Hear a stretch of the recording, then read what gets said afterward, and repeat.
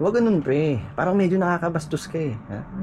Medyo nakakabastos ka eh. Kung paano ka gumalaw dito, napakaingay mo eh. Kung paano ka makapag-sounds, alam mo may natutulog, malakas ka pang mag-sounds. Parang medyo nakakabastos lang. Ha? Ako nagtitimpi lang ako.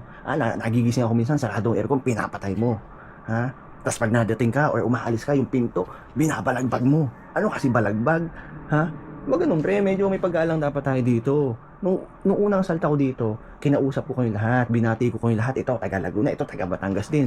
Kinausap ko kayo saglit para magkakaibigan tayo dito. Ikaw kinausap din kita, tanda kita. Parang isnab ka eh. Hindi ka malang nag-react eh. Sabi, uy, nagulat ako eh. Kasi parang, uy, isnabero to ha. Ha? Okay. Kung isnabero ka, okay, walang problema sa akin. Hindi ko pipilitin. Ang gusto ko lang, makabati ko kayo dito kasi bagong salta ako, di ba?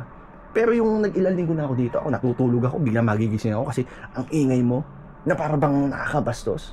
Ha? Wag ganon, parang medyo mayabang ka eh. Wag ganon, dapat tayo dito lahat may paggalang. Kasi tumuloy tayo dito kasi gusto natin makapahinga ng ayos, di ba? Kung paano ka magbukas ng lako, itong blinds mo.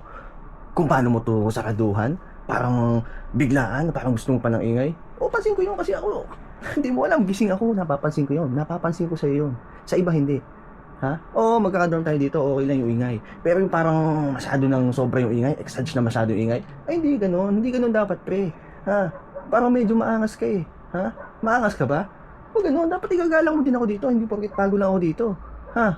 Ako galing ako sa ibang dorm, galing din ng asta ko, ginagalang ko sila. Kasi pare-pareho lang naman tayo nagbabayad dito. Dapat ganun ka din, hindi yung porket bago ako masalta, parang yayabangan mo agad ako. Ha? Ano, siga ka, ganun?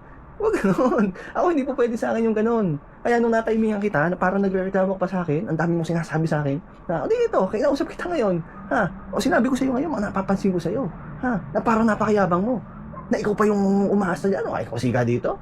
Huwag ganon, pre. Igagalang mo din ako, ay, bago lang ako dito. Kasi kayo, ginagalang ko kayo ng ayos. Ha? Ganun dapat tayo. Tapos ngayon, magpapasensya ka, sasabihin mo, hindi mo alam, hindi mo pansin na ganun pala, na maingay ka pala.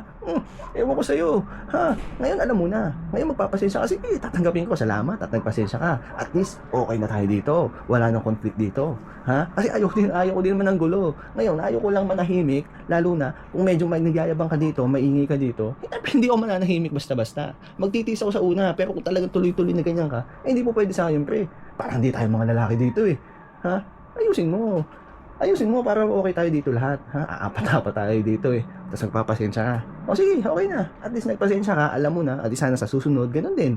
Ha? May paggalang tayo lahat. Yun lang alam ko. Yun lang yung gusto ko para wala kang gulo dito. O sige na. O ito.